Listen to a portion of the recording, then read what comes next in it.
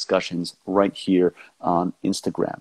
All right, so I'm very excited to have our next guest join us. Let me send the invite to our friend Bruce Barton and ask him to go live with us here tonight. Meanwhile, I'm going to pull up his information. Folks, if there's anyone out there that has any questions, anything you want to ask us, by all means, send it in the comments section at the bottom of the page. And Bruce, I see you are joining us here. How are you, my friend? I'm good, Rodney. Thank you so much for having me tonight. It's a pleasure. It's a pleasure. Now, just like Jonathan, as I mentioned to him earlier, you're another guy, Bruce, that I've heard of for a long time around the scene here in New York, and I'm sure I've seen your work at some point along the way. But it's one of those things where I know I've seen you, but I can't quite put my finger on which show it is. But you've been around for a while. You've done a lot of work with Christopher Carter Sanderson and Gorilla Yes. Rep. And I think you're one of the mainstays with the Hudson Warehouse Theater Company.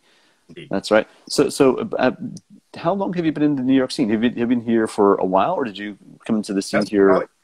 I was listening to the questions you were asking Jonathan, so I Mm-hmm. could form my answers. I was cheating. He got You're ahead of the game. Answers. Right. Asking me similar questions. And it's interesting. I actually came to New York in January of 1986. Oh. Fairly soon after I got out of Rutgers, where I got my MFA studying with Bill Esper. I was Meisner trained there. Okay. But I was fortunate enough in the early years, through the late 80s and well into the 90s, to be doing a lot of regional theater, classical and otherwise. And so I didn't really start doing New York, Shakespeare in New York. I had to think about this a little bit, but my actual first New York Shakespeare show was with a company called the Grassroots Shakespeare Company, which Okay. I believe exist anymore. I did a production in Bryant Park and also in Central Park. We used both locations. Back in 1992, I was Aeschylus. The next time I did outdoor Shakespeare in New York was actually not until Gorilla Rep. My first show with them was in the year 2000, first shows that summer.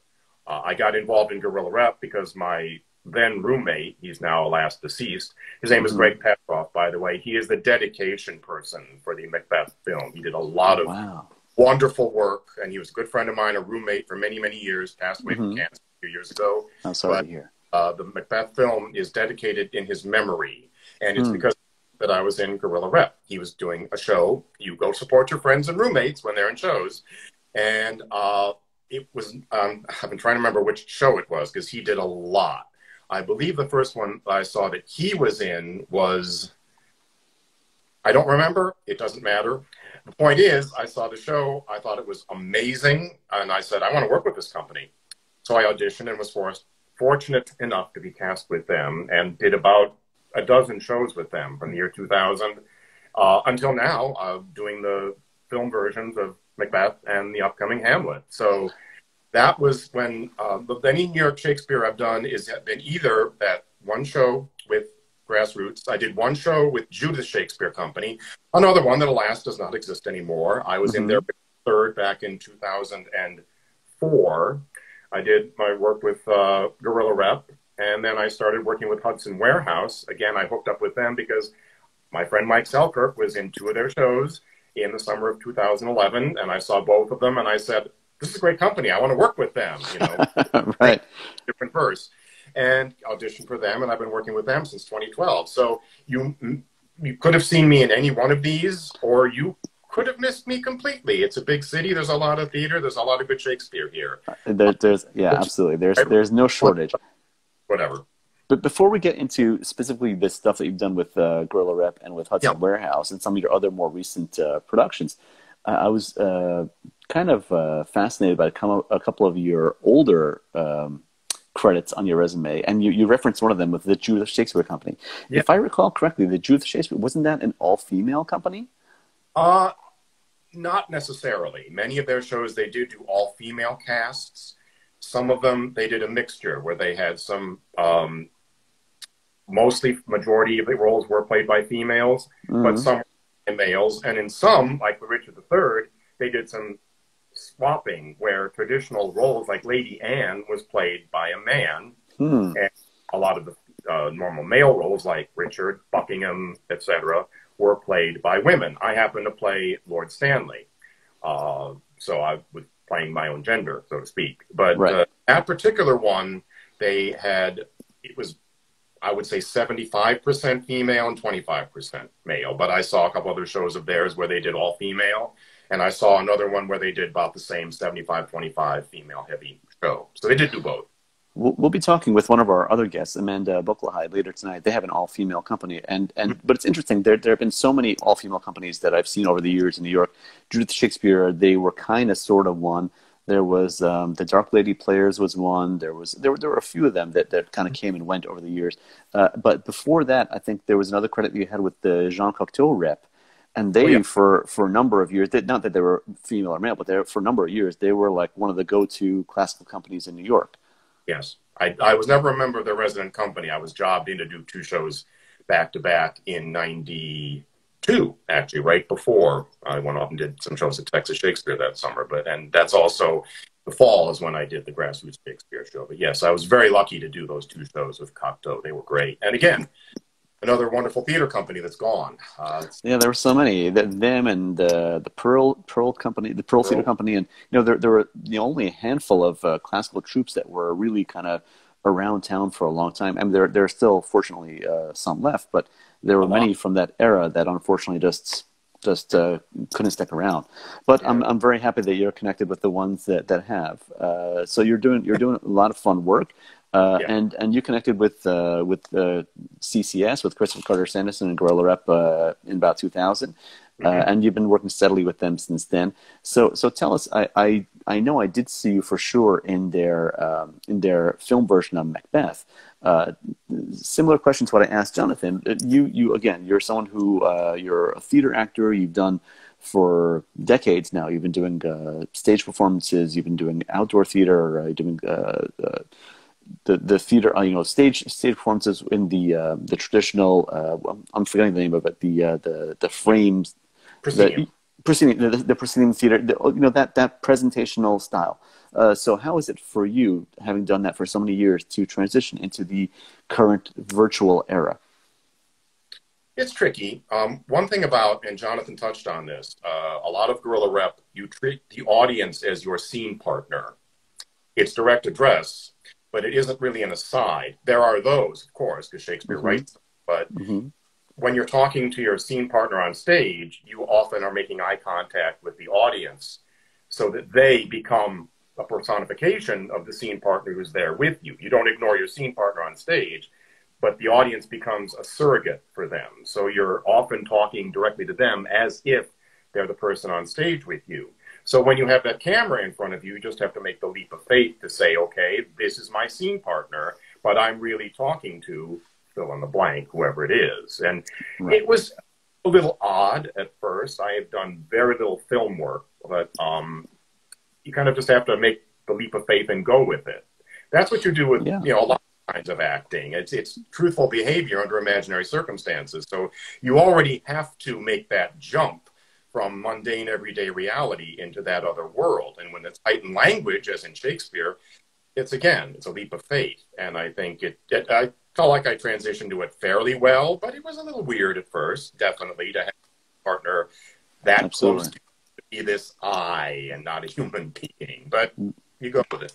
Yeah, well, absolutely. What you said had a lot of truth to it, that when you're acting, whether it's film or stage or whatever, you're speaking to someone, and in this particular situation, it is more akin to film than it is to theater in some ways, because you're speaking to a camera.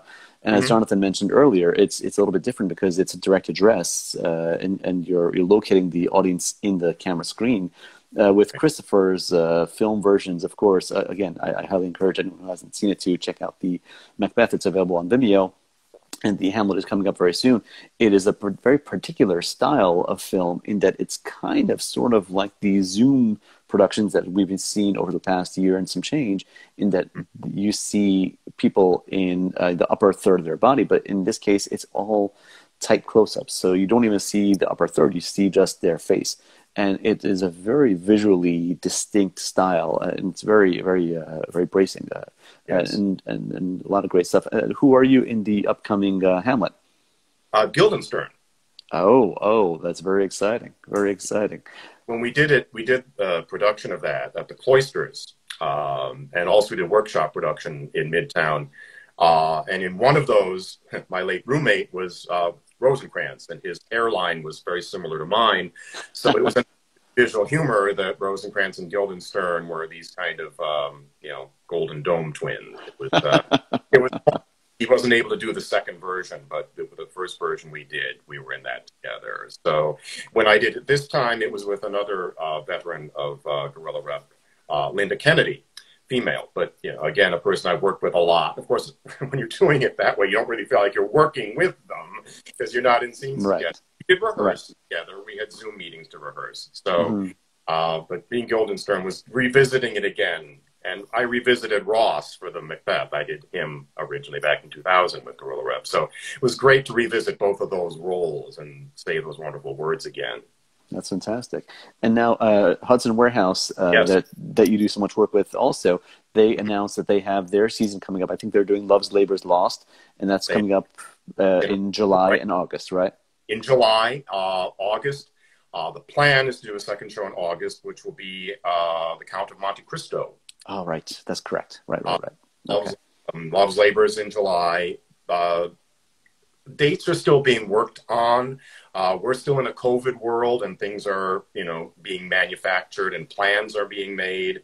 But it's, getting everything finalized in a constantly changing world is difficult. But right, yeah, and even July 1st for Love's Labor's, Thursday through Sunday, 6:30 at the Soldiers and Sailors Monument, Riverside Park, 86th and West End Avenue. And all right, great. August we'll see Count of Monte Cristo. And who are you going to be in those productions? I can't be in either one because I'm equity, and we're not able to do. We have to do these shows this year non-union. And a very quick personal note: I wouldn't necessarily be able to do them anyway because I'm speaking to you from Roanoke, Virginia. My father's house. He's dealing with them, so I've taken advantage of the fact that I'm unemployed to help him with some stuff here. I've been going back and forth, but I've been mostly here. But I wouldn't be able to do the show anyway, but that's okay. We have a very exciting company, repeat performers, and some new faces. One of the things I like about a company like Gorilla Rep or Hudson Warehouse or most other companies, I think this is the watchword, is you have people who are repeating in the show because it's good to work with people you already know, but it's also great to get new blood in there. And Gorilla Rep is very good about this. You mentioned you saw different people in their shows. And Hudson Warehouse is extremely good about this. I'm honored to be an artist in residence for them. And there are others who have repeated and done more than one show with them and will continue to as long as we can. But we're constantly getting new people and new blood. And that's great because that's how you perpetuate a company and keep word of mouth going there. So absolutely very excited that they're doing Love's Labor's. That's the first Shakespeare play I ever did. I was Dull, the constable, back in undergrad school. What a great role. But I've always loved Love's Labor's. I think it's a very underrated Shakespeare comedy, and I'm delighted the company's doing it. I think it's wonderful that we're doing it. Absolutely. Well, I can't wait to see your work as, you said Rosencrantz, right? Or was it Guildenstern? Guildenstern. Well, you're like Claudius. He can't tell the difference. Claudius them up. Gertrude knows which is which. Claudius doesn't. So you just had a Claudius moment there. And I was hoping you would catch that. That was somewhat intentional. Very good. I can't wait to check that out, to check out the Hamlet with you and CCS. And I wish you all the best. Thank you so much for joining us here tonight. And I hope to see you very soon once you're back in New York. Thank you. Thank you for this program. It's great. Thank you. Fantastic. Thank you very much. Have a good night. You know. All right, so that was Bruce Barton, a wonderful actor who has done a ton of work here in New York. Let's have a moment to hear from our audience. Audience, have you been having a good time here tonight? If you're liking what you're seeing, give us a clap, give us a heart, give us a thumbs up. Let us know what you're thinking, what you're feeling out there. We are about to get to